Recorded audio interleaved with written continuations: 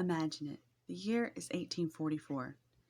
Nearly 2 years prior, the First Lady of John Tyler, Letitia Tyler, passed away.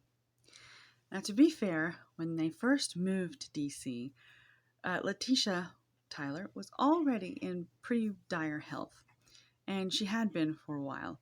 In fact, the whole time she was First Lady, she only made one social appearance and spent a majority of her time on the second floor of the White House. So it wasn't too much of a shock with her failing health that she had a stroke in September of 1842 and then ultimately passed away.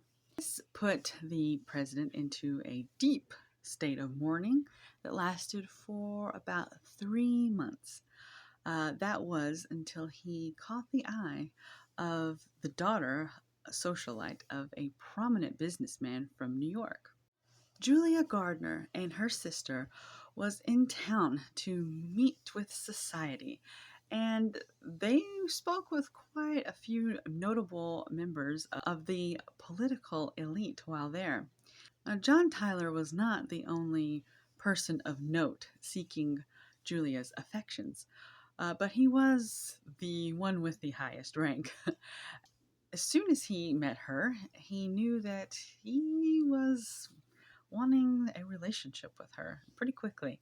And it didn't take long in their courtship that he made his intentions to marry her very well known. Now, whether it was the fact that his wife had just died a few months prior, or the fact that he was the father already of 8 children, or maybe it was the fact that he was 30 years her senior, she said no to his marriage proposal. Initially, anyway. She obviously did eventually get worn down to the fact that she said yes, because even an unpopular president is still a president when it comes to people that you are married to. Now, I know it's easy today to look back at times and say, we don't do that today. It's icky today to be with someone with such an age gap, but it was more acceptable back then. And to some degree, that's true. It was. But even in the 1840s, it was considered a bit much, considering that Julia was 24 and the president was 54. Even then, people weren't huge fans of that. So, of course, that age gap was used by people of his own party who didn't like him, the Whigs, and the Democratic Party to poke fun, to talk smack, whatever the case.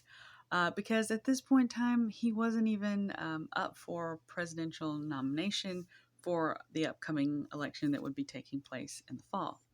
So, there wasn't anything really that he could do to tarnish his image even more. So he and Julia, after getting married in June of 1844, decided to, live it up. He's not coming for another term. He might as well use this time wisely.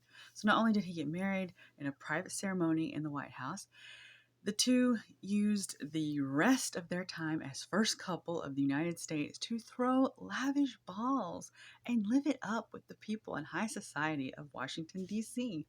After all, they were the first couple to get married in the White House.